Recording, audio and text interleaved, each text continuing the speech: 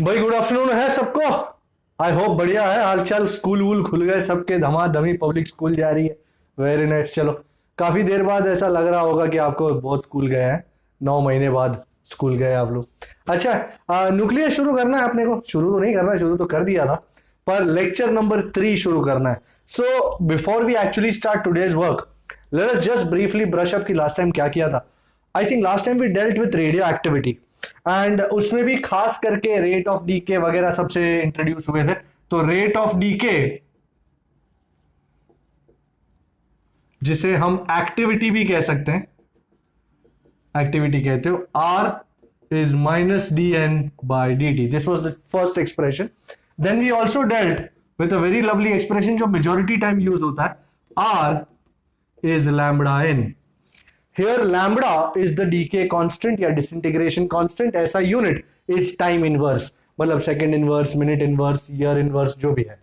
Also then we saw the most beautiful relation between the number of particles left and the original number of particles. Remember ये decay है, so n is equal to n0 e raised to minus lambda t. Yes, what are you saying?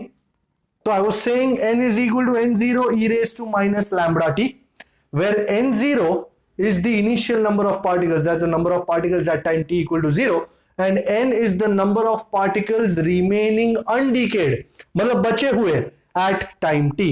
Also activity में भी इसका एक बहुत बढ़िया वो है equation, r is r0 e raised to minus lambda t, an equation on the same types. r0 is the activity at time t equal to 0 and r is the activity at time t. भाई एक बात समझ लो, जैसे जैसे number of particles कम होते जाएंगे activity भी कम होती जाएगी। सिर्फ लैम्बडा जो है ना वो कांस्टेंट रहता है। Okay, remember that lambda is a characteristic of the material. Alright, आप देखो ना यहाँ पे are proportional to N, number of particles कम होंगे तो एक्टिविटी भी कम होगी as it is. Then we dealt with half life. Half life is the time taken for the number of particles to become half of the initial number of particles. T half is 0.693 by lambda, and then we have something which is called mean life. Mean life is the time taken for the number of particles to become 1 by e times the initial number of particles. It's called tau, and tau is equal to 1 by lambda. तो अगर t half और tau को आप compare करो तो t half is 0.693 times tau. Okay, so this was precisely what we did last time, and वो करने में फिर हमने साथ साथ में थोड़ा रेडियो एक्टिविटी का भी जिक्र किया था, जिसमें alpha decay, beta decay, gamma वगैरह सब देखा था हमने। Today we are going to look at that in some detail and we are going to see how it works, क्या होता है, एमिट होता है, किस तरह वर्कआउट करता है and stuff like that. So stay with me. The first thing we are going to see is alpha decay. हमने लास्ट टाइम ये बात करी थी, alpha particle. Alpha particle is actually a helium nucleus. So an alpha particle is a helium nucleus. Helium मतलब 2,4He। Alright, so it's a 2,4He nucleus. And consider the following reaction. इसमें मैं पहले reaction दिखाता हूं और फिर हम discuss करेंगे उस रिएक्शन के बारे में, क्या हो रहा है क्या नहीं हो रहा है। In this particular reaction 92 uranium 238 है, ये न्यूक्लियस है। This nucleus breaks and forms 90 thorium 234, ये थोरियम है, plus this alpha particle. I hope you are looking at this equation. Before we go on and discuss anything, understand this. पहले तो अपने atomic number compare करते हैं। Reactant side का atomic number कितना है? 92। प्रोडक्ट साइड का, थोरियम और ये अल्फा प्रोडक्ट है, प्रोडक्ट साइड का एटॉमिक नंबर कितना है? 90 प्लस 2, 92 मैच हो रहा है। Mass number is 238 of the reactant side. Product side का मास नंबर कितना? 234 प्लस 4, 238 मैच हो रहा है। This 92 uranium is called the parent nucleus. 90 ये न्यूक्लियस फूटा और ये निकला, तो this thorium is called daughter nucleus. भाई remember there is no son nucleus, daughter ही होता है, क्योंकि इसमें से भी फूट के चीजें निकलती है. तो ये आइडिया वही है. And this is your alpha. So parent nucleus फूटता है, उसमें से निकलता है daughter nucleus and alpha particle. अच्छा, just good look. Parent nucleus का एटॉमिक नंबर कितना है? 92. डॉटर न्यूक्लियस का एटॉमिक नंबर कितना है? 90. कितने का डिक्रीज हुआ? 2 का. सो डॉटर न्यूक्लियस का atomic number is 2 less than the atomic number of the parent nucleus. Look at the mass number, compare them. Parent का mass number कितना है? 238 and daughter का mass number कितना है? 234.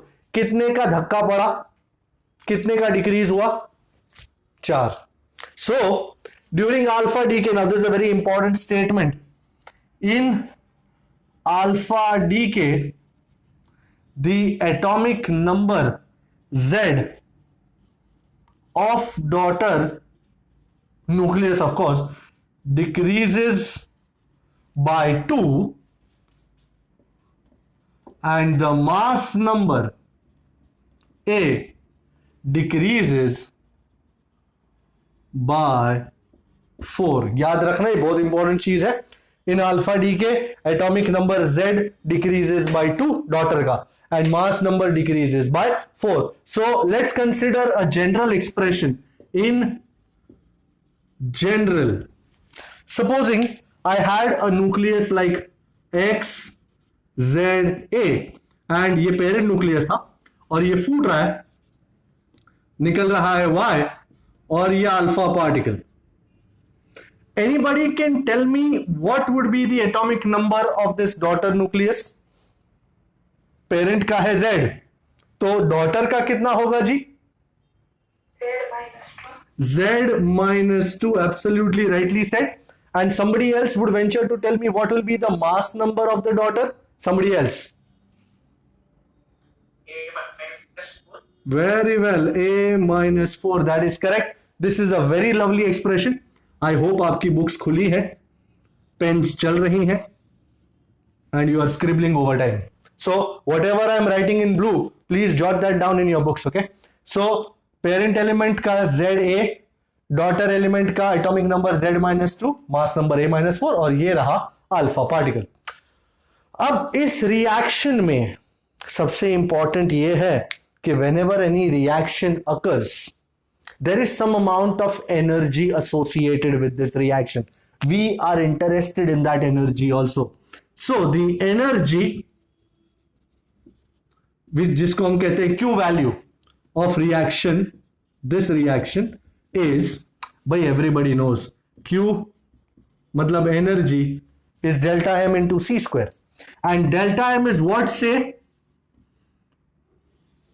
It's a mass defect. अब इस case में मास defect क्या है?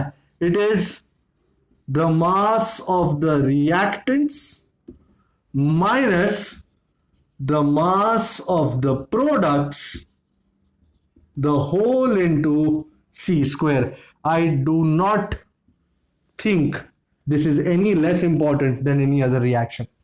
So Q will be mass of reactants. अब यहां पे reactants, ये रिएक्शन में रिएक्टेंट क्या है? X minus mass of products. अब इस रिएक्शन में प्रोडक्ट क्या है? Y और alpha. So I can write this as, I am going to write this as mass of reactant मतलब mass of X minus what is the total mass of the products? Mass of Y plus mass of alpha, the whole into C square. And let me open brackets and write this equation nicely. Can I take this off, please? Can I? Okay. मैं इस equation को बहुत ही बढ़िया तरीके से लिखूंगा, represent करूंगा अच्छी तरह. And as a result, I'm going to write this in blue, which I want you also to write. So this is mx minus my minus m alpha into C square. Well, do I need to repeat that if these masses are given in terms of U, then you can multiply it simply by 931.5 MeV and find out your energy. Okay, this is something that we did some time back. तो ये जरूरी है, ये बहुत ही बढ़िया equation है. But a very important thing is this, तुमने ये सब फाइंड किया, मल्टीप्लाई बाय 931.5 MeV किया.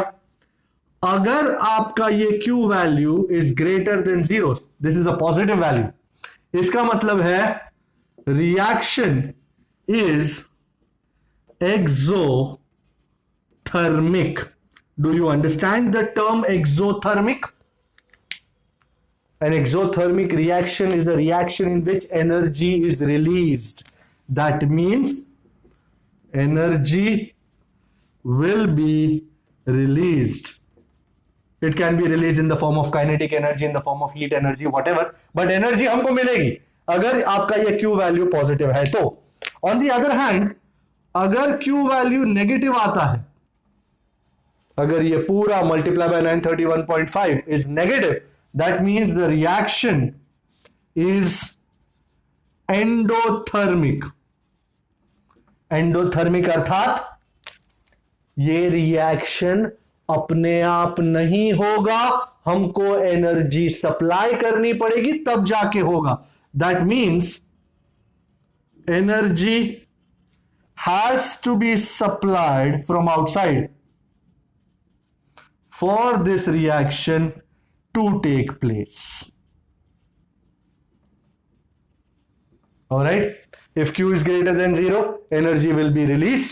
Q less than 0, energy will have to be supplied. This reaction won't happen spontaneously. So this is the idea of alpha decay, and utilizing this, I think I will do illustration number 6. Kindly open your textbooks to illustration number 6. I'm taking this all off. Acha, kindly write this down, and this down. Okay, I'm looking at illustration number 6, which is on page 450, and they have given you some atomic masses. Uranium का 24He, thorium 1H1, Pa मतलब protactinium. Okay. The first question is calculate the energy released during the alpha decay of. अब वो of के बाजू में कुछ लिखा नहीं है, पर एक्चुअली उसके ऊपर है, उसके ऊपर की लाइन में Z इज इक्वल टू 91 के बाजू में 92 यूरेनियम 238. एक्चुअली वो एक लाइन नीचे होना चाहिए, वो गलती से ऊपर चढ़ गया, तो not an issue.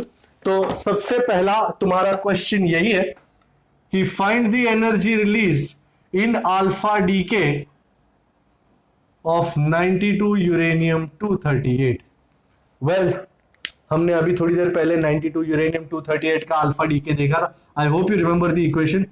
92 uranium 238 for your consideration फिर से ला देता हूं, becomes 90 thorium 234 plus 24He. Now the Q value, the energy, मतलब Q value कहते हैं इसको, of this reaction is, हमने अभी एक वो दिया था, क्या बोलते हैं उसको, general equation, mass of reactants minus mass of products. Reactant में कौन है? यूरेनियम, तो Mu माइनस प्रोडक्ट्स में क्या है? थोरियम और अल्फा, तो minus mass thorium minus mass alpha the whole into C square. I think I have values given here and we shall use them. Okay, तो यूरेनियम का है 238.05079, thorium का है 234.04363 एंड अल्फा का दिया हुआ है 4.0026 into C square. Okay, people, find out this mass defect. Anybody? This will be in U, and C square की जगह 931.5 MeV by U. Anybody is finding out this mass defect? 0. Yeah, go on. 456, isn't it? And kindly multiply that by 931.5 and I think we shall have our answer. 4.24 MeV. Is that the right answer? 4.25. I think उनका 4.248 या ऐसा कुछ आ रहा है, right ना? Is that true? करीबन 4.25. Okay. The second question that they have asked us. The second question is, show that 92 uranium 238 cannot spontaneously emit a proton. अब majority तो समझ में नहीं आता ये कहना क्या चाह रहा है. टू प्रूव दैट, टीपीटी मतलब to prove that 92 uranium 238 cannot emit a proton spontaneously. अब इसका मतलब क्या है? वेरी सिंपली, अब जैसे ये रिएक्शन जो है वो स्पॉन्टेनियस था, यूरेनियम फूटा, उसमें से थोरियम निकला और हीलियम निकला, अल्फा निकला, किसी को कुछ करना नहीं पड़ा है. पर क्या ऐसा ही रिएक्शन यूरेनियम का हो सकता है while giving out a proton? Let us find out. Let us first see अगर यूरेनियम अगर प्रोटॉन एमिट करता है तो कैसे करेगा. सो 92 यूरेनियम 238 है. Let us consider that it splits up, forms a proton, proton मतलब 1H1. तो यहां पे कौन सी एलिमेंट फॉर्म होगी? सबसे पहले तो उसका एटॉमिक नंबर क्या होना चाहिए. यहां पे यहां 92 है, ये 1 है, तो यहां कितना होना चाहिए? 91. कंपेयर, ये 92, यहां 1, तो 91 प्लस 1 92 हो गया ना. ये प्रोटेक्टेनियम है. And what would be the mass number? This is 238, this is 1. 237, agreeable? So, this would be the reaction. So, considering this reaction to be true, what is the Q value? What is the energy? Q, sir, Q क्यों find कर रहे हो? Q मैं find करूंगा, अगर answer Q का positive आता है तो इसका मतलब है this reaction can occur spontaneously, कोई दिक्कत नहीं. बट अगर Q की वैल्यू नेगेटिव आती है, इट विल प्रूव कि this reaction is endothermic, it will not take place on its own, हमको बाहर से एनर्जी सप्लाई करनी पड़ेगी. So let's do that. So this is mass uranium minus mass protactinium minus mass proton the whole into C square. Uranium का mass यहीं पड़ा है 238.05079 minus पीए का मास कितना? 237.05121 एंड हाइड्रोजन मैं जानू 1.0783, दिन दुनिया जानती है. एंड इसका तुम माइनस करोगे ना तो यू विल अंडरस्टैंड कि क्या हुआ. इसका आंसर माइनस करके देखो तो कितना हो रहा है?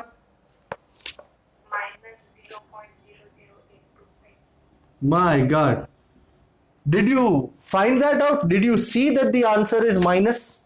और इसको 931.5 से मल्टीप्लाई करोगे तो क्या मिलेगा? जरा करके दिखाओ, कितना आंसर आ रहा है? Oh my God, do we have Arya on the roll? My God, nice to have you back.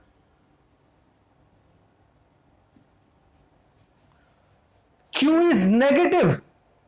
Q is negative means reaction. This reaction is endothermic. It will not happen on its own. Energy will have to be supplied from outside. So we'll have to write that down as Q is negative. So this reaction cannot occur spontaneously. That was all that was required. So Q negative होने से reaction endothermic है, will not occur spontaneously. Is this clear? Okay. Now let's go to another decay which is called beta decay. Alright. हमने beta particle के बारे में भी कहानियां सुनी थी. बीटा पार्टिकल दो तरीके के होते हैं, या तो it can be an electron, negative beta particle. It can also be a proton, proton नहीं positron, which is a positive beta particle.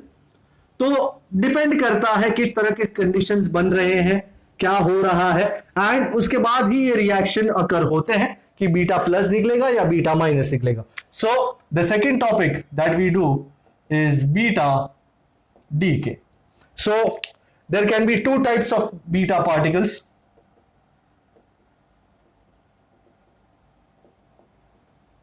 One, it can be beta minus, which is electron. You can also call it a negative beta particle. And second is positive beta particle, which is a positron. you can call it a positive beta particle. Okay, so these are the two types of beta particles. एक एक करके decay देखते हैं and let us find out. The first type of decay is beta minus decay. So if somebody says beta decay, be very careful कि beta minus है या beta plus है, क्योंकि गलती से beta minus की जगह beta plus समझ लिए तो लफड़ा हो जाएगा. Okay, beta plus negative decay, क्या रिएक्शन हो सकता है? रिएक्शन से ही बात करेंगे. I have this 15 phosphorus 32 which decays, this is, यहां लिख देता हूं beta minus decay, and it forms sulfur along with the release of a beta particle, negative beta particle. Look at this, -1e0, this is electron and this is what is called anti-neutrino. तो अगर आप देखो sulphur का है 16 और ये है 32. So this is the parent nucleus, this is the daughter nucleus, this is the beta particle and this is anti-neutrino. I shall write this down. This is parent, this is daughter, this is negative beta particle and this is anti-neutrino. भाई गलती से neutron मत समझ लेना, ये anti neutrino है. Okay, क्या है क्या नहीं थोड़ी देर बाद बताता हूं, बट मैं पहले सिर्फ आपको रिएक्शन दिखाना चाहता हूं. फास्फोरस का एटॉमिक नंबर कितना? 15. सल्फर का एटॉमिक नंबर कितना? 16. आपने देखा, मैच कर दो दोनों साइड, ये 15 है, ये 16 प्लस -1, इसका तो कोई चार्ज नहीं है. 16 - 1 इज हाउ मच? 15. दोनों साइड मैच हो गए. मास नंबर देखिए, इसका 32, इसका भी 32 प्लस 0 32, मास नंबर्स भी मैच हो गए. Now if you look at this reaction, what can you say that during beta decay, what changes do you see in the atomic number and mass number of the daughter nucleus? Can you see mass number remains same, unchanged, जबकि atomic number increases by 1. So during beta minus decay, the atomic number Z of daughter increases. People don't forget, increases by 1, while mass number A remains unchanged. So if I were to write a general reaction, how would I write it? Sorry, ऐसे क्या मतलब कहना क्या चाह रहा है?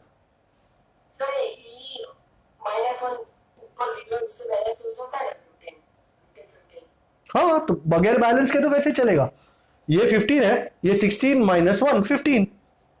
पर तुझे तो सिर्फ इसको ही देखना है ना, ये पेरेंट है और ये डॉटर है. पेरेंट का एटॉमिक नंबर है 15, डॉटर का एटॉमिक नंबर क्या है? 16. तो तूने देखा एटॉमिक नंबर 1 से बढ़ गया, इंक्रीजेस बाय 1. पेरेंट का मास नंबर है 32, डॉटर का भी मास नंबर है 32, दोनों 32 32, तो मास नंबर रिमेनिंग अनचेंज्ड. अल्फा में भी याद है, पेरेंट का एटॉमिक नंबर था Z, डॉटर का एटॉमिक नंबर था Z-2. पेरेंट का मास नंबर था A, डॉटर का मास नंबर था A-4. सो उस तरह चेंज होता है. तो यहां पे आप देखें मास नंबर चेंज नहीं होता. तो that's a very important idea. So अगर मैं जनरल में रिएक्शन लिखूं तो कुछ इस तरह होगा. This is X Z A, this breaks up, forms Y plus -1 E0 plus anti-neutrino. What would be the atomic number? इसका Z है, ये increases by 1 का आया, तो this will be Z plus 1.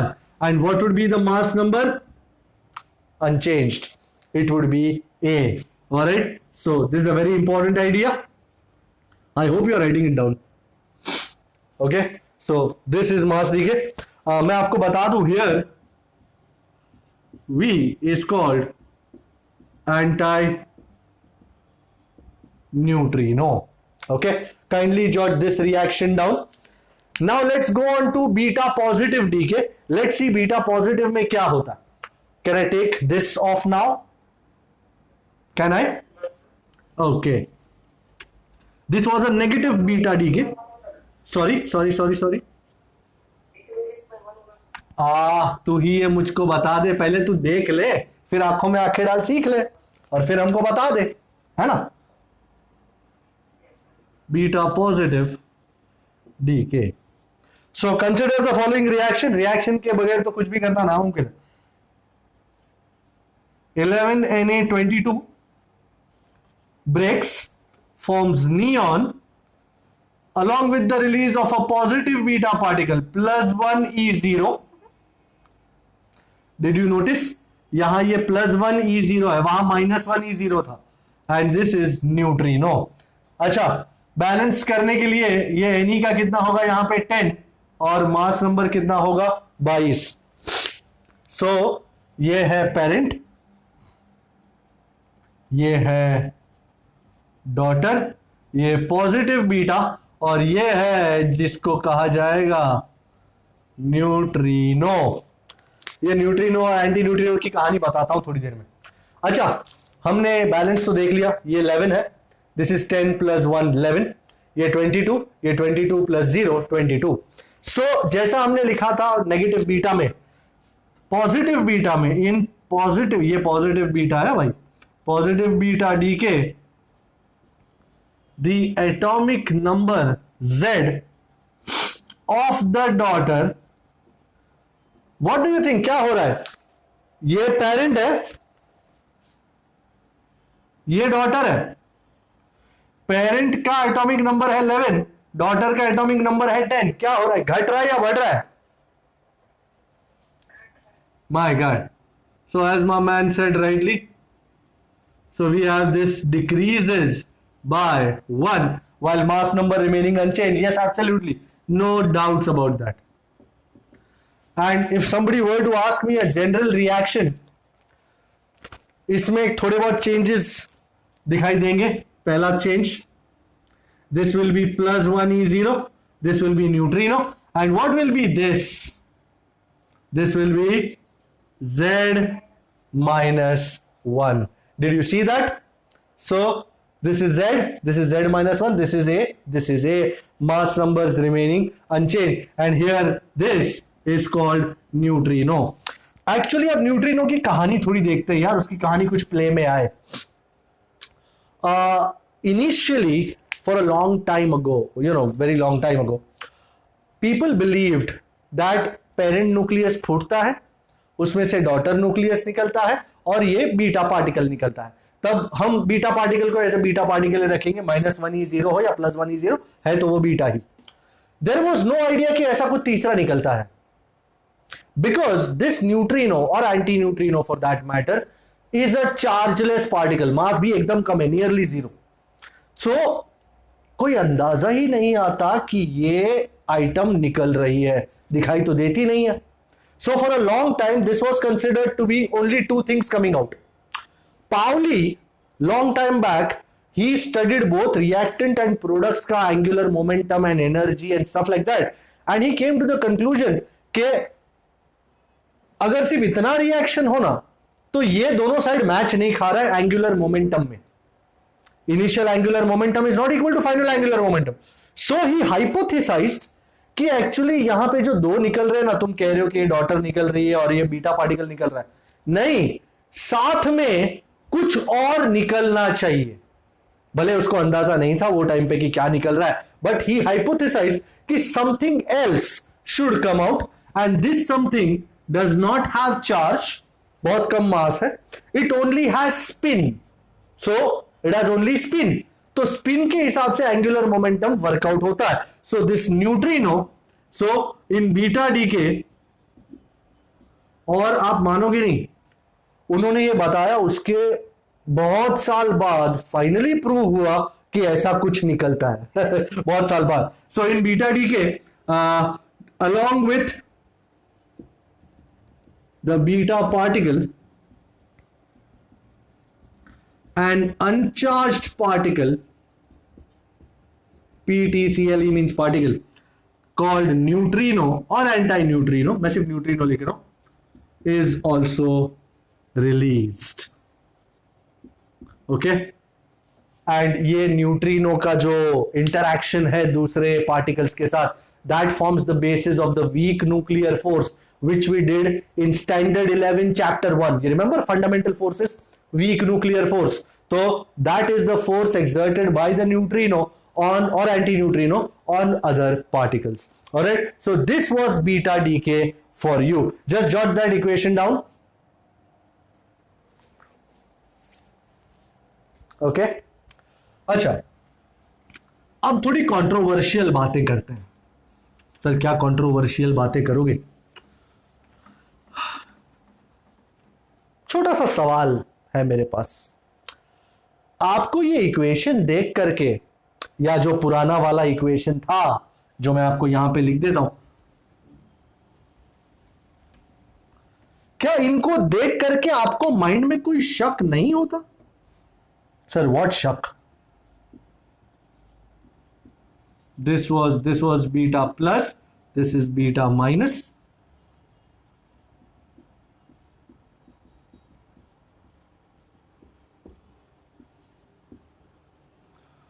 ये इक्वेशंस को देख करके माइंड में कोई शक होता है? Any type of questions in your mind occurring और something like that? No? Okay, let me develop that शक. अब मेरी बात गौर से सुनिए, मैं इसको स्टेटमेंट में बयान करूंगा. पेरेंट न्यूक्लियस फूटता है, बराबर, गौर फरमाइएगा. पेरेंट न्यूक्लियस फूटता है और उसमें से निकलता है daughter nucleus plus electron and anti neutrino. सुना आपने? पेरेंट न्यूक्लियस फूटता है, उसमें से निकलता है daughter nucleus, electron and anti neutrino. इस स्टेटमेंट में ही आगे की दास्तान है. तो ये स्टेटमेंट में कुछ अजब गजब लगता है, इधर उधर लगता है कुछ? एनीबॉडी? नहीं? Okay. Doesn't it strike you as strange when I say कि पेरेंट न्यूक्लियस फूटता है, उसमें से निकलता है डॉटर न्यूक्लियस और इलेक्ट्रॉन, न्यूक्लियस में से निकल रहा है इलेक्ट्रॉन. कमाल एक और था. अगर तुम मान रहे हो कि ये इक्वेशन सच है और सच के सिवा कुछ भी नहीं है, तो ये इलेक्ट्रॉन न्यूक्लियस में से कैसे निकला? $1 मिलियन क्वेश्चन है ये. करोड़पति में पूछेंगे कि ये इलेक्ट्रॉन न्यूक्लियस में से निकला कैसे. और अगर तुम कह रहे हो कि निकला, तो वो न्यूक्लियस में गया कैसे, आया कैसे न्यूक्लियस में? न्यूक्लियस में से निकलने के लिए वहां उसका होना जरूरी है ना. तो ये न्यूक्लियस में इलेक्ट्रॉन कर क्या रहा था, कहां से आया? That my dear friend, that is the question, that is the controversy. तो ये कंट्रोवर्सी का जवाब भी मैं ही दूंगा. और इस कंट्रोवर्सी का जवाब न्यूक्लियस में होने वाले ये 2 रिएक्शंस है.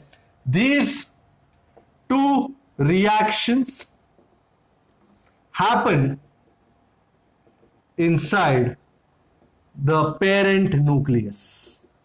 सर कौन से सर, फटाफट दिखा दो यार, माइंड में कंट्रोवर्सी कुकुर बुकुर कर रही है. अरे कोई दिक्कत नहीं राजा. पेरेंट न्यूक्लियस में दास्तान एक न्यूट्रॉन की. एक न्यूट्रॉन था भला, वो टूटा, बना एक प्रोटॉन, साथ में एक इलेक्ट्रॉन और anti neutrino.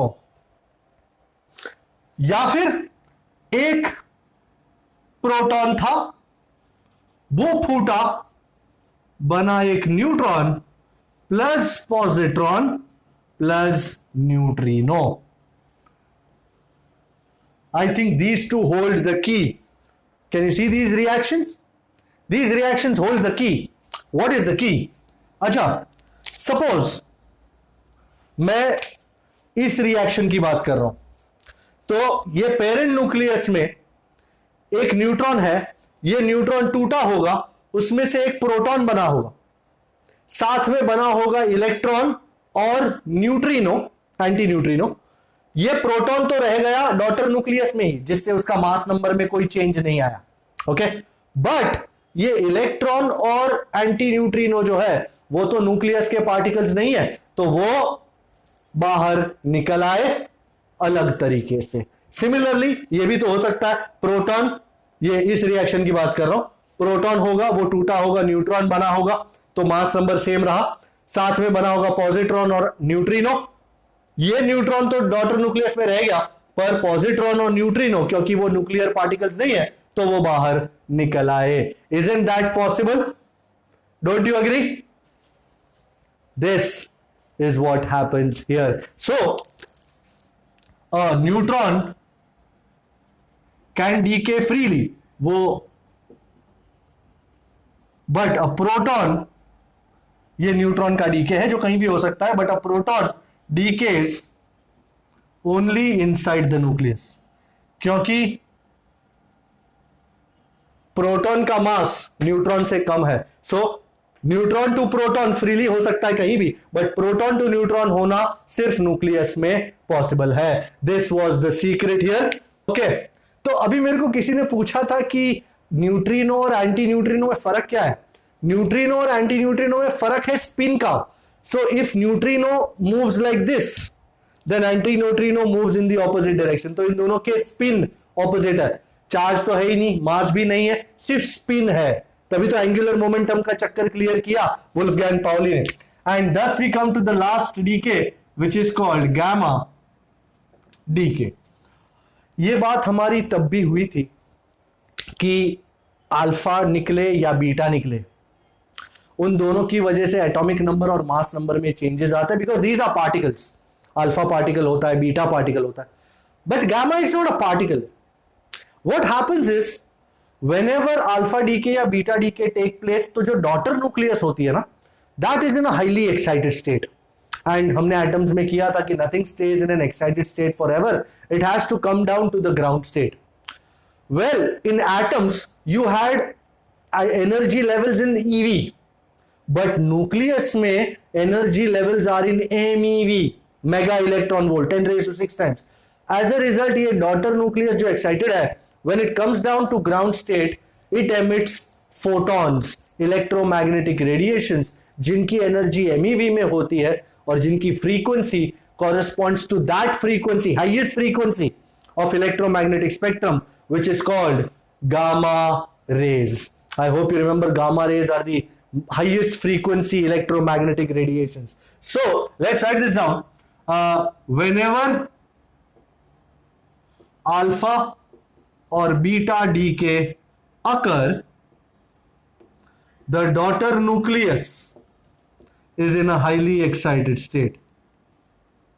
Is in a highly excited state. It comes down to ground state by emitting photons. हो सकता है सिंगल फोटोन हो सकता है मल्टीपल फोटॉन्स हो, by emitting photons, which you are very well aware, these are electromagnetic radiations of the order of MeV. These correspond to the high frequency region, to the high frequency region of the electromagnetic spectrum, which are called gamma rays. So gamma rays are nothing but high energy, high frequency electromagnetic radiations, which are given out during, when daughter nucleus is in highly excited state after alpha or beta decay. And a very important thing is that during gamma decay, Z और A में कोई फर्क नहीं आता। Alpha और beta decay में आता था, बट गामा डीके में नहीं आएगा। During gamma decay, the atomic number, that is Z, and mass number A of the daughter element remain unchanged. This is very important. So कोई आपसे पूछे भाई गामा डी के हुआ है तो एटॉमिक नंबर मास नंबर में कितना चेंज आएगा? भाई कोई चेंज नहीं आएगा, they will remain unchanged, because ये कोई पार्टिकल नहीं है, ये high frequency high energy electromagnetic radiation है. एक एग्जांपल बता करके आपकी समस्या सुलझा देता हूं. एक एग्जांपल लेते हैं. Let us take the beta minus decay of 27 cobalt 60. Let's talk about that decay and फिर उसके बाद जो डॉटर एलिमेंट फॉर्म होती है वो कैसे गामा देती है बाहर, वो कैसे गामा निकालती है, उसका आइडिया यहां क्लियर होगा. So let's consider the beta minus decay of 27 cobalt 60. भाई रिएक्शन तो लाजमी है, तो 27 कोबाल्ट 60 बीटा माइनस रिएक्शन है, तो -1 इज 0 प्लस एंटी न्यूट्रिनो. अच्छा लेट मी टेल यू इसके साथ क्या निकलता है. आप मुझे इसका एटॉमिक नंबर और मास नंबर जरूर बताइएगा. एनीबॉडी टेलिंग मी इसका एटॉमिक नंबर कितना होगा श्रीमान? My God. And mass number क्या? भाई मास नंबर इज अनचेंज्ड. सो ये पेरेंट है, ये डॉटर है. ये जो डॉटर है डेंजर डॉटर है. This daughter 28 nickel 60 is in excited state and comes down to ground state by emitting 2 photons. I will show that to you. 2 photons निकालती है वो. कौन? Daughter element. Let's see. Okay, this is your parent element 27 cobalt 60 and transition होता है beta minus का and बन जाता है ये एलिमेंट 28 निकल 60. ये पेरेंट से डॉटर का ट्रांजिशन हुआ है बीटा माइनस का 27 कोबाल्ट 60 से 28 निकल 60. ये 28 निकल 60 at this point of time is in an excited state and it will come down to the ground state. ये पहला ट्रांजिशन एंड पहले ट्रांजिशन में it will emit a photon जिसकी एनर्जी है 1.17 MeV. ये अभी भी एक्साइटेड स्टेट है. It will further come down to ground state by emitting another photon जिसकी एनर्जी है 1.33 MeV. एंड ये हो गया आपके 28 निकल 60 का ग्राउंड स्टेट. शांत हो गई वो.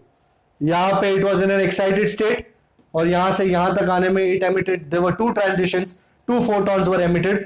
One photon had energy 1.17 MeV and the second photon had energy 1.33 MeV. Atoms में हमने ये ट्रांजिशंस EV में देखे थे, बट न्यूक्लियस में ये ट्रांजिशंस होते हैं MeV में. Is this agreeable, people? Everything is good? Okay? All right. Let's move on. Now people will tend to chatter. They will tend to talk. And after doing all this, people tend to sometimes ask me this one fundamental question. Sir, हमने ये सब देखा, alpha, beta, gamma, ये सब बरोबर है, पर ये सब स्टडी करके अपने को फायदा क्या होता है? क्यों करना चाहिए? न्यूक्लियस के अंदर जो होता है वो होए करे, हमको इससे क्या इंटरेस्ट है? Anybody would want to answer that question? Somebody asked me this long time back and I did not answer the question. Sir क्या बात कर रहे हो, आपने आंसर नहीं दिया? नहीं दिया था. मैं उल्टा मुड़ा और मैंने सिर्फ 2 शब्द लिखे, उसको जवाब मिल गया.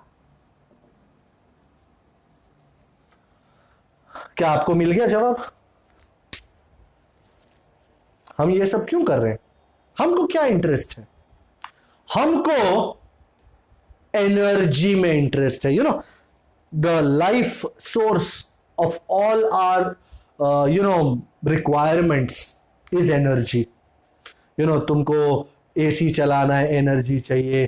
तुमको अभी तो इलेक्ट्रिक कार्स आएंगी, तो उसके लिए इलेक्ट्रिसिटी चाहिए, इन सब के लिए हमको बहुत सारी एनर्जी चाहिए। तो ये सब एनर्जी हमको मिलेगी कहां से? ये सब एनर्जीज हमको इन रिएक्शंस में से मिल रही है। Let me take you back to the point when we did binding energy per nucleon. If you remember that graph, 0 से शुरू होता था एंड 30 तक वो ऊपर आता था। 30 के बाद ही बाइंडिंग एनर्जी का लेवल 8 से ऊपर जाता था। तो 30 से लेकर 170 तक के जो एलिमेंट्स थे उनकी बाइंडिंग एनर्जी पर न्यूक्लियन 8 से ज्यादा थी, देवर स्टेबल। 30 से कम मास नंबर के जो भी न्यूक्लियाई थे they had less binding energy per nucleon. 170 mass number से ऊपर जो न्यूक्लियाई थे, बड़े न्यूक्लियस, उनकी भी बाइंडिंग एनर्जी पर न्यूक्लियन कम थी। And we were really interested कि ये सारी अनस्टेबल एलिमेंट्स है, 170 से ज्यादा 30 से कम। सो ये 170 से ज्यादा जो एलिमेंट है, जो अनस्टेबल है, when it wants to become stable, तो what will it do? That big element will break into 2 smaller elements, thus उसकी बाइंडिंग एनर्जी बढ़ जाएगी, स्टेबिलिटी रीजन में आ जाएगा एंड काफी सारी एनर्जी बाहर रिलीज होगी। This process is called fission. And when two smaller nuclei having small binding energies, they fuse, they mix to form a bigger nuclei having higher binding energy per nucleon, तब भी वो stable हो जाएगा and energy will be released. That is called nuclear fusion. Alright, so these are the processes in which we can obtain nuclear energy and काफी सारी nuclear energy हमको मिल जाती है। हाँ, ये है, अभी तक हमने जो रिएक्शंस देखे they were spontaneous, but sometimes things are not that spontaneous. Reaction अपने आप नहीं होता है, आपको कुछ उंगली करनी पड़ती है, आपको पेरेंट न्यूक्लियस पे कुछ मारना पड़ेगा, जिसकी वजह से अंदर खलबली मचेगी और वो फूटेगा और चीजें निकलेंगी, एनर्जी भी निकलेगी। This is called artificial radioactivity या artificial nuclear transmutation. Artificial because अब तक सब कुछ नेचुरल था, सब अपने आप हो रहा था, बट अब ये हम करेंगे। So that is called artificial nuclear reactions, nuclear transmutations. So हम क्या करते हैं, I will give you a small example. Let's consider a parent nucleus, let's call it A.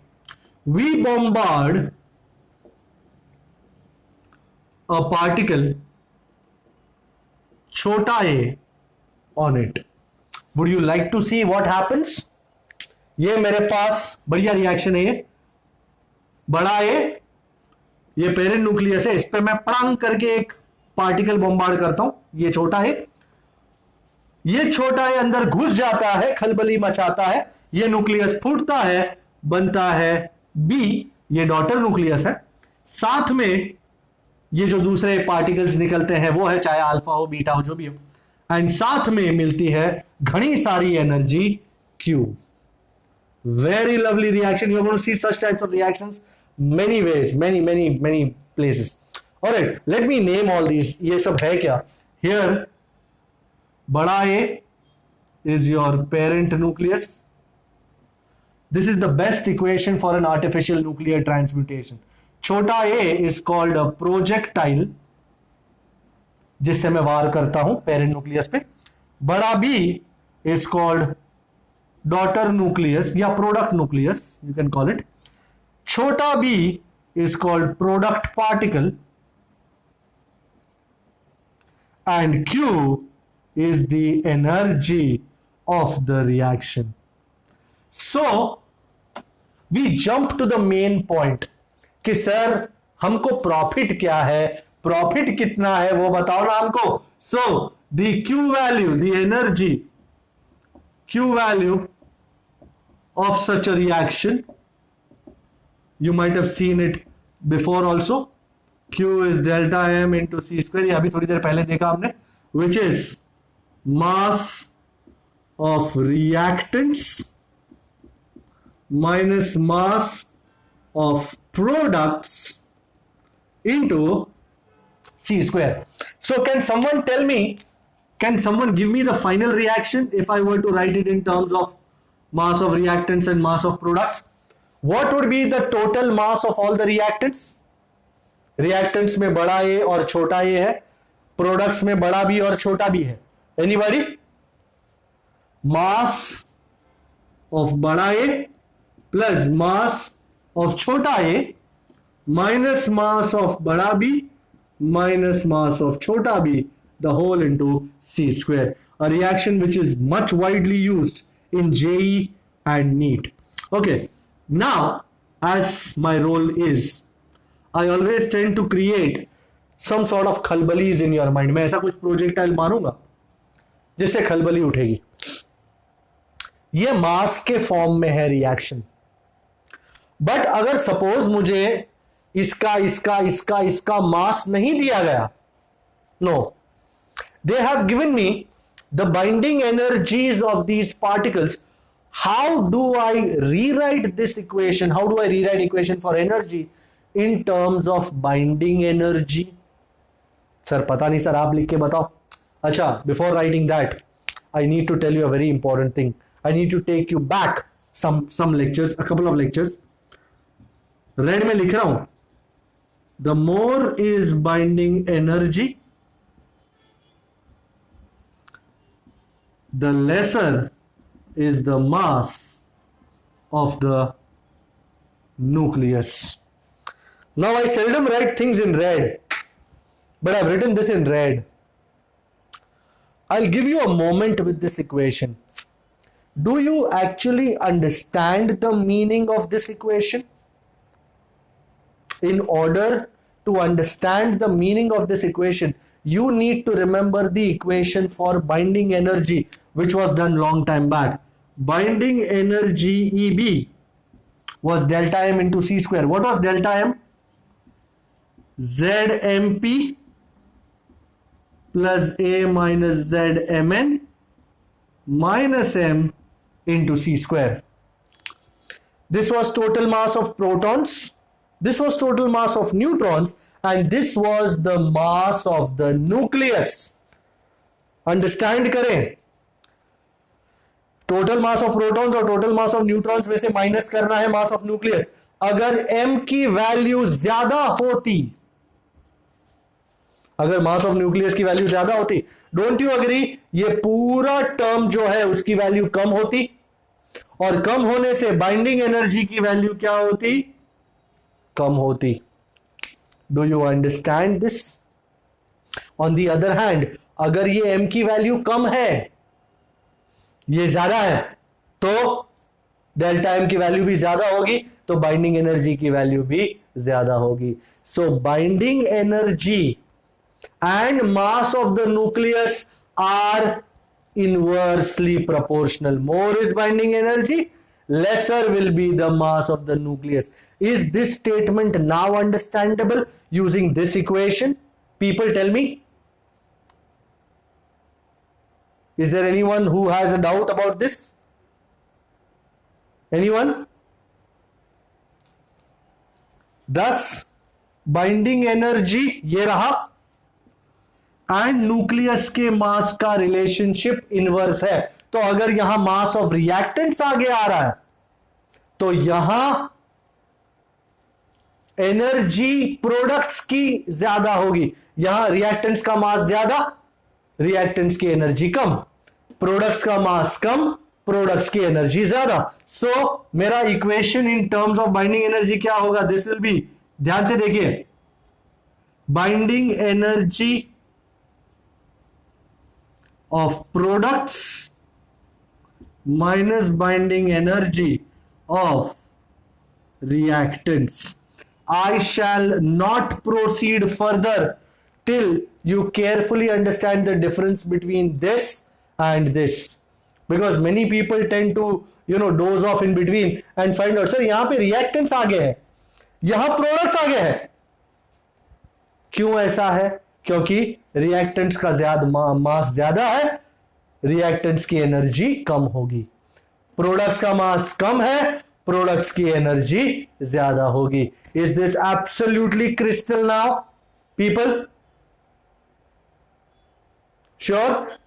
Okay, so finally Q is final energy minus initial energy, ऐसा भी कह सकते हो. So I want you to jot this and this right now, and I wish to go forward.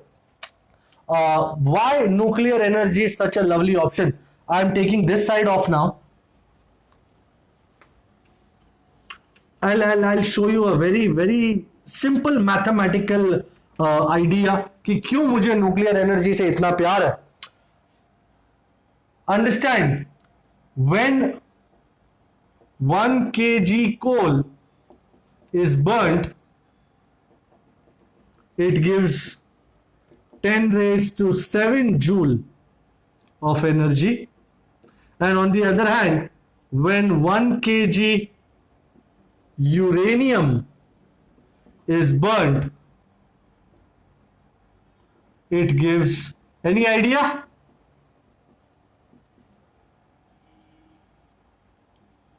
Look at these two numbers. ये number पागल कर देंगे आपको. मैं 1 किलो कोल जलाता हूं.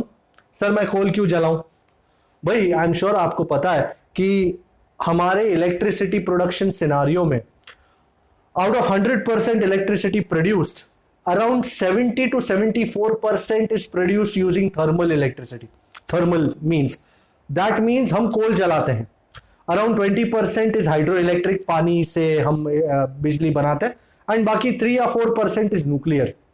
Now the problem is कि हमारा जो कोल रिजर्व्स है, जिसकी वजह से 74% इलेक्ट्रिसिटी प्रोडक्शन होता है हमारा, that is about to complete in the coming 30-40 years. 30-40 साल बाद हमारे कोल के रिजर्व्स खत्म हो जाएंगे. तब a very beautiful question staring, a very dangerous question staring us in the face is, तब क्या होगा? तब क्या बिजली यूज करना बंद कर देंगे? नहीं. तब तक हमको न्यूक्लियर पावर सप्लाई पे आ जाना पड़ेगा ताकि हमारा काम चालू रहे. So we are gradually finding this quite exciting. वैसे 10⁻⁷ है, ये 10⁻⁴ है. 10⁻⁷ टाइम्स मोर एनर्जी हमको यूरेनियम में से मिलती है. बट हमारे पास यूरेनियम बहुत कम है. हमारे पास कोल का काफी सप्लाई था, मैग्नेटाइट, हेमेटाइट, बहुत सारी और मटेरियल्स काफी हमारे पास. बस यूरेनियम की कमी है. तो यूरेनियम हमको इंपोर्ट करना पड़ता है, एंड यूरेनियम इंपोर्ट करेंगे तब जाके हमारा काम होगा. Not many countries are interested in selling us uranium, but ठीक है, we are working our way. many years back there was this signs of a deal between Manmohan Singh ji and Barack Obama, and somehow things did not work out. नहीं तो America के साथ हमने बात कर ली थी कि भाई हमको पीसफुल पर्पसेस के लिए यूरेनियम की आवश्यकता है. America nearly agreed to it. I don't know what happened then, उसके बाद क्या हुआ पता नहीं, बट इशू अभी भी वहीं पे है कि हमको एटम बॉम्ब नहीं बनाने, हमको पीसफुल पर्पसेस के लिए, इलेक्ट्रिसिटी प्रोडक्शन के लिए हमको यूरेनियम की जरूरत है. तो कोई दे दो, अगर कोई देख रहा है वीडियो और किसी के पास यूरेनियम हो तो भाई हमको दे दो, इंडिया को जरूरत है. And now let's go on to कि सर यूरेनियम से एनर्जी कैसे बनाएंगे. तो बहुत ही बढ़िया चीज है ये है what is called nuclear fission. वही करने जा रहे हैं. एंड भले न्यूक्लियर फिशन हम आज पढ़ रहे हैं, एंड इसकी शुरुआत करीबन 1940s के आसपास हुई, but it started way back in 1932. इसका आगाज हो गया था कैसे पता है? बिकॉज इन 1932 एक बहुत ही इंपॉर्टेंट इवेंट हुआ था. James Chadwick, he discovered neutron. वाह, उनको अंदाजा भी नहीं था कि ये इतना बड़ा डिस्कवरी हो जाएगा, because suddenly it was found that neutron was the best projectile. तुम न्यूट्रॉन को किसी भी पेरेंट न्यूक्लियस पे मारो ना, कोई प्रॉब्लम नहीं, क्योंकि न्यूट्रॉन क्या है, इलेक्ट्रिकली न्यूट्रल. तो वो जाएगा मस्त, कोई रोकेगा नहीं उसको, बिकॉज इलेक्ट्रिकली न्यूट्रल होने से कोई उसको रिपल्शन नहीं होता. तो मस्त घुस जाएगा न्यूक्लियस में, और तुम जो चाहो वो हो जाएगा न्यूक्लियस के साथ. सो an neutron being electrically neutral was seen to be the best projectile,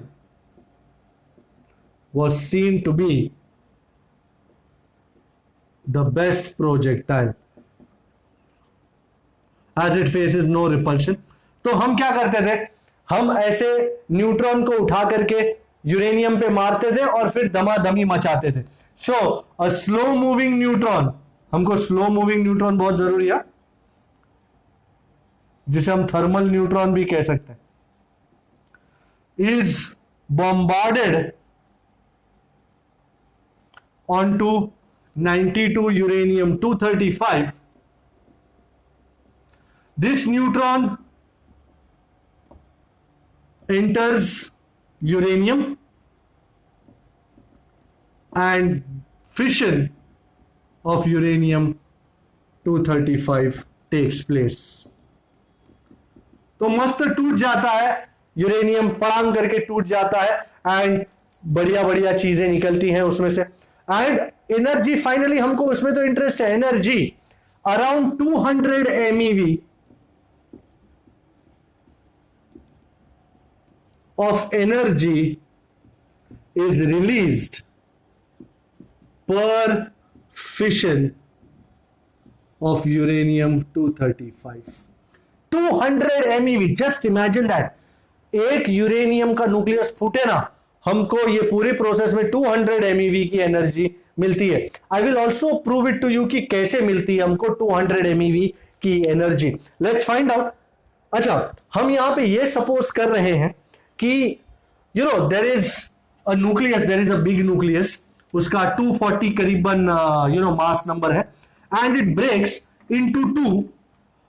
120 mass number के दो न्यूक्लियस में ब्रेक होता है वो. Okay, so let me show that to you, let me show you the calculation.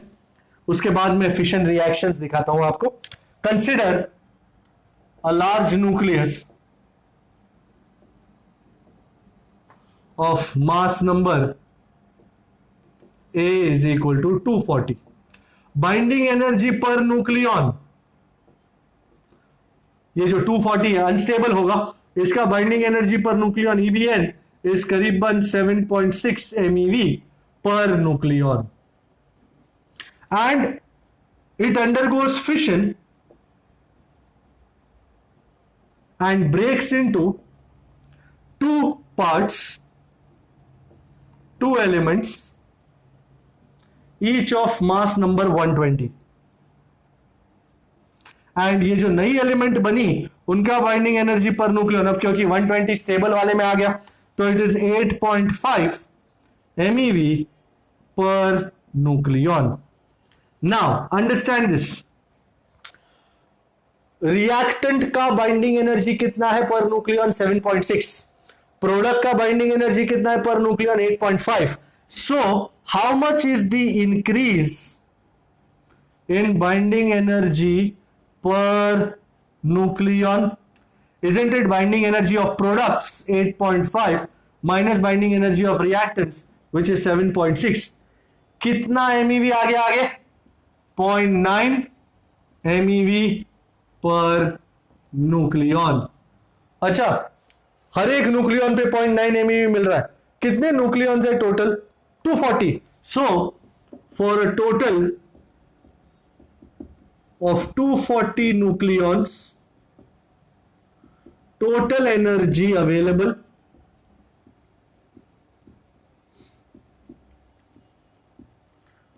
(240 into 0.9) कितना होता है? करीबन 216 MeV. भाई हिसाब किताब क्लियर है एकदम. अगर मेरा 240 मास नंबर के एलिमेंट फूटता है तो मुझे करीबन 216 MeV, रफली 200 MeV हमको मिलता है पर fission. This energy, this energy is coming out in the form of kinetic energy sometimes and finally comes out in the form of heat. This energy is finally released, finally given out as heat energy. And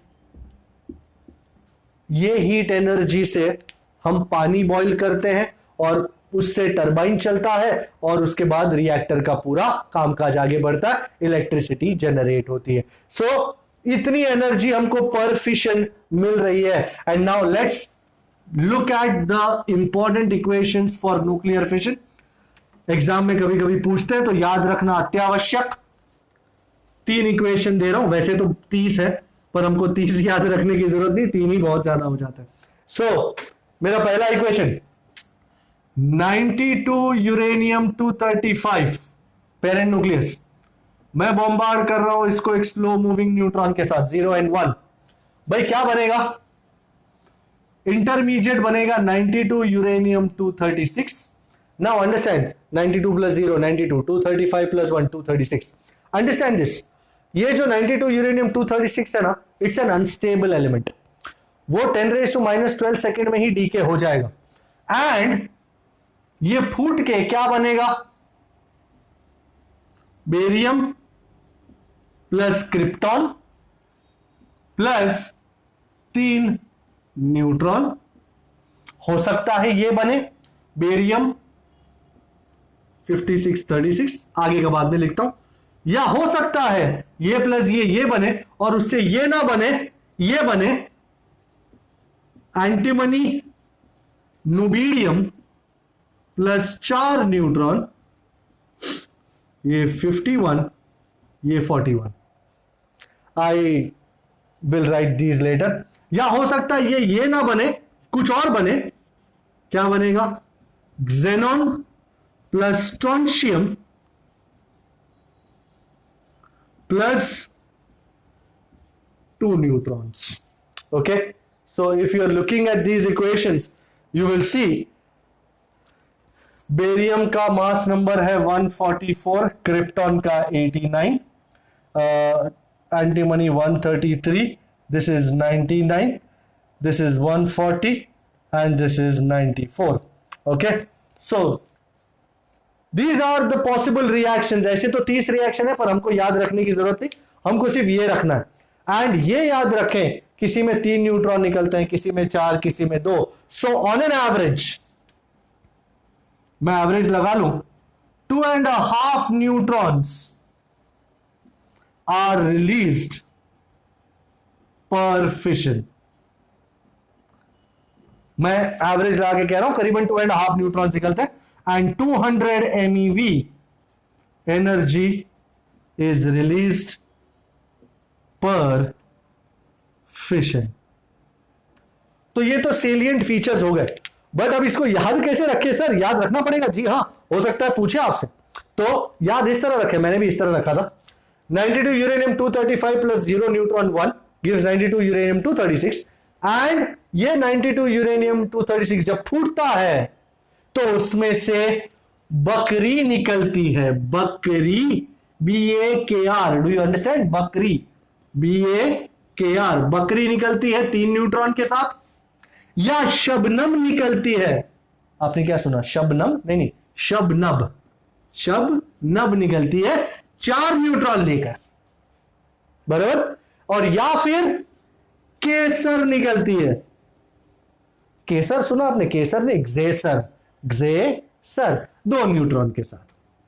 तो बकरी 56 छतरी, आपने देखा मैंने हमेशा atomic number पहले लिखा है।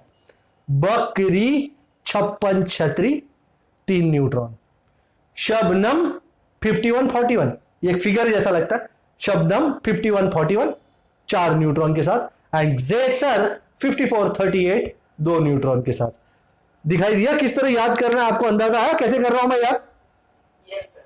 92 यूरेनियम 236 माइट गिव बकरी 56 36 प्लस 3 न्यूट्रॉन, या शबनम 5141 4 न्यूट्रॉन, या ग्जेसर 5438 और 2 न्यूट्रॉन। 2-3 बार ऐसे बोलोगे ना मुंह पे तो अंदर सेटअप हो जाएगा। तो यूरेनियम फूटता है, बकरी निकल सकती है, या शबनम निकल सकती है, या ग्जेसर निकल सकते हैं, बराबर है। ये बहुत ही बढ़िया रिएक्शंस है। So look at them. Let us do numerical 13.6। बस एक आध दो न्यूमेरिकल करके सेशन का अंत करेंगे। Look at numerical 13.6 please. Okay, numerical 13.6 में कुछ रिएक्शंस बनाने को कहा है हमसे। So we'll do that. Easy peasy japanesey, बस वो रूल्स याद रखना है आपको कि अल्फा डीके बीटा डीके के दरमियान क्या होता है। सो न्यूमेरिकल 13.6 का पहला is the alpha decay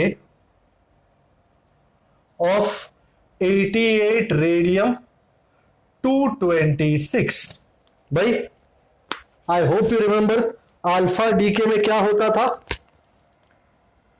88 radium 226 का अल्फा डीके हो, यहां क्या मिलेगा वो तो पता नहीं, पर ये है अल्फा 24He। यहां मैं कहता हूं आपको चलो रेडॉन मिलेगा। कैन एनीवन टेल मी कि what will be the atomic number of radon? 88 minus 2, 86. And what will be the mass number of radon? 226 minus 4, 222. So radon 86 222 हमको मिलेगा। The second is the alpha decay, ये easy है, of plutonium 94 242। भाई बात है कोई, 94 plutonium 242 का alpha decay, यहां क्या मिलेगा? 94 में से 2 निकाल दो, कितना बचा? 92। भाई हमको पता है ये 92 यूरेनियम का है।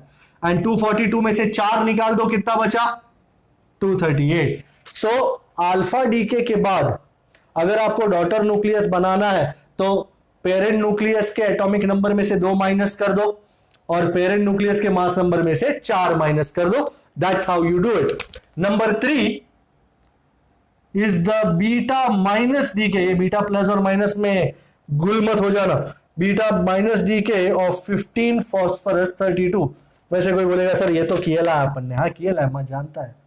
15 फॉस्फोरस 32 का बीटा माइनस मतलब -1E0 प्लस एंटी न्यूट्रिनो। इसके साथ क्या मिलेगा? 15 को एक और ऐड करो, कितना हो जाएगा जी? 16 सल्फर और मास नंबर में कोई चेंज नहीं, 32। आप चाहो तो मैच कर सकते हो, यहां 15 यहां 16 -1 15। Then we have the beta decay negative, beta decay of किसका करना है? 83 bismuth 210। Anybody helping me out here?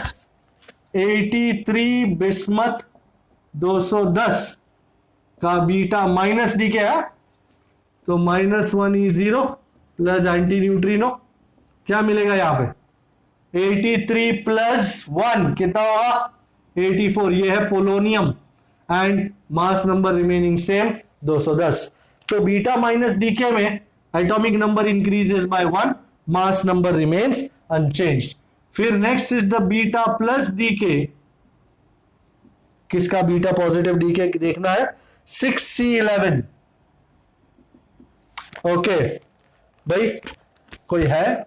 6C11 beta plus. हा आपने देखा था बीटा माइनस में एटॉमिक नंबर इंक्रीजेस बाय 1, यहां एटॉमिक नंबर डिक्रीजेस बाय 1, तो ये क्या हो जाएगा? 5। ये 5 किसका होता है? बोरॉन। +1E0, चाहो तो मैच कर लो, ये 6, 5 + 1 6, सुवाट 6। 6th में है बीटा पॉजिटिव डीके ऑफ किसका देखना है? बीटा पॉजिटिव 43 टेक्नीशियम, टीसीस टेक्नीशियम। भाई बताओ जरा, 43 टेक्नीशियम 97 बीटा पॉजिटिव, हमेशा यहां लिख देने का। भाई 43 से क्या हो जाएगा? 42। 42 किसका होता है साहब? मॉलिब्डेनम। एंड ये 97 +1E0 plus neutrino. And last but not the least, ये एक अलग चीज है, this is called electron capture. कौन इलेक्ट्रॉन कैप्चर कर रहा है? 54 xenon 120। भाई इलेक्ट्रॉन कैप्चर सर होता क्या है बताता हूं। यू नो कभी कभी क्या होता है, ये पेरेंट न्यूक्लियस होता है ना, वो इनर मोस्ट शेल के शेल n=1 शेल का एक इलेक्ट्रॉन अपने अंदर खींच लेता है, और वो इलेक्ट्रॉन अपने अंदर खींच करके एलिमेंट ही ट्रांसफॉर्म हो जाती है पूरी। आप चेक करो, अब ये जेनॉन के न्यूक्लियस ने ये इलेक्ट्रॉन अपने अंदर खींचा के शेल का, तो अब 54 - 1 यहां क्या आ जाएगा? 53। और 53 किसका होता है पता है? आयोडीन। And 120 plus 0 120। अगर आप देखो तो ये 54 में से 53 बन जाना, isn't it very similar like beta positive decay? दिख रहा है आपको? बीटा पॉजिटिव डीके में भी एटॉमिक नंबर डिक्रीज बाय 1, यहां पे भी एटॉमिक नंबर डिक्रीज बाय 1, तो यहां पे साथ में निकलेगा न्यूट्रिनो, बराबर, क्योंकि it is very similar to positive beta decay, तो साथ में यहां पे न्यूट्रिनो निकलेगा। So I am looking at numerical number 10. It says the half life of 38 strontium 90 is 28 years. So T half is 28 years of कितना strontium 90? 38 strontium 90.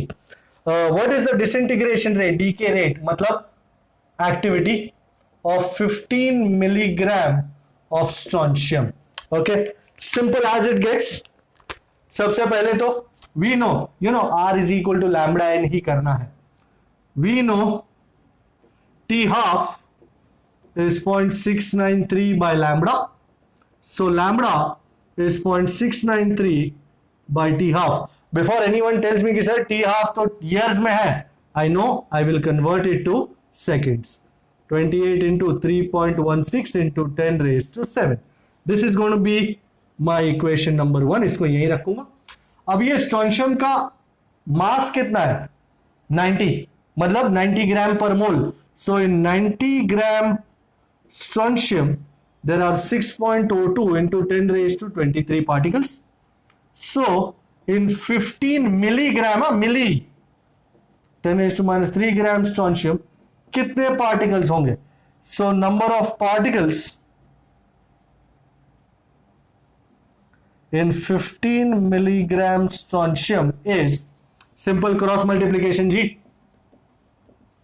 This into this over 90. So 6.02 into 10 raised to 23 into 15 into 10 raised to minus 3 by 90.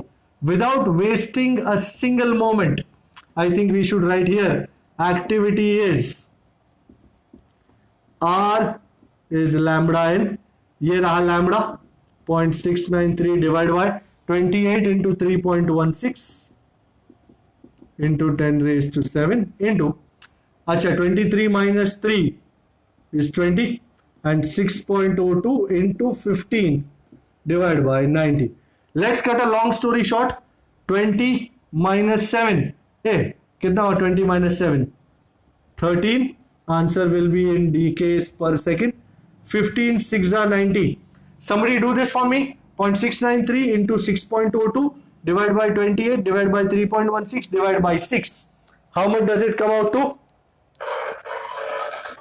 0.00786 something, 787, and 1 2 3 कर दूं तो R is 7.87 into 10 raised to 10. You remember decays per second को becquerel भी कहा जाता है. And अगर आंसर क्यूरी में भी लाना है, जैसा पीछे कहा कि क्यूरी में भी ले आओ, 1 Curie is 3.7 into 10 raised to 10 becquerel. So 10 raised to 10 10 raised to 10 काट गया. 7.87 by 3.7 कितना होता है जी? 2.13 करीबन. Can someone confirm this? Very well. So this is your answer and this is where we end our lecture. तो next time मिलते हैं, nuclear reactor और फ्यूजन वगैरह करेंगे and we'll try to end this chapter. So till that time you stay safe, keep doing these sums. Bye bye.